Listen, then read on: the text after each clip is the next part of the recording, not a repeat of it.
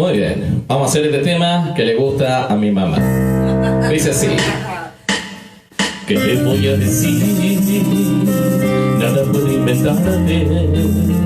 Solo sé qué pasó y no pude evitar. Esto no lo pensé, tampoco estaba en mis planes. No voy a contar, me enamoré de mi amante.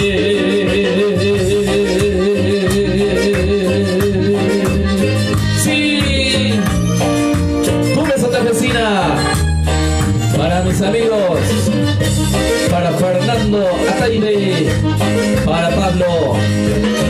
Ahí va, quiere decir, para Nora Márquez también dice. ¿Qué te voy a decir? Nada puedo inventarte. Solo sé qué pasó y no pude evitar. Esto no lo pensé, tampoco estaba en mis planes. Te lo voy a contar.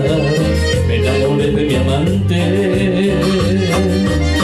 Sé que vas a decir que soy todo un cobarde, que siempre te mentí, pero déjame hablarte. Ella me rescató donde tú me dejaste, en el fondo del mar. Ella vino a salvarme. Me enamoré de mi amante, sin su pasión de un instante. Y aunque sé que es prohibido, yo siento ese gusto de prisión excitante. Me enamoré de mi amante y hoy me atrevo a decirlo. Te juro que estoy sufriendo al saber que esta noche no duerme conmigo. Sí, Túmbese de vecina, desde Córdoba para todo el país.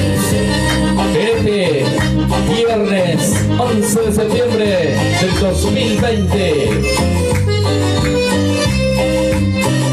Yo no quiero fingir ni tener que ocultarme. Por el bien de los dos te quiero confesar que aunque no lo pensé, tampoco estaba en mis planes, pero es la verdad. Me enamoré de mi amante. Me enamoré de mi amante, sin su pasión de un instante. Y aunque sé que es prohibido, yo siento ese gusto de prisión excitante. Me enamoré de mi amante y hoy me atrevo a decirlo. Te juro que estoy sufriendo al saber que esta noche no duerme conmigo. Me enamoré de mi amante, sin su pasión de un instante. Y aunque sé que es prohibido, yo siento ese gusto de traición excitante. Me enamoré de mi amante y hoy me atrevo a decirlo. Te juro que estoy sufriendo al saber que esta noche no duerme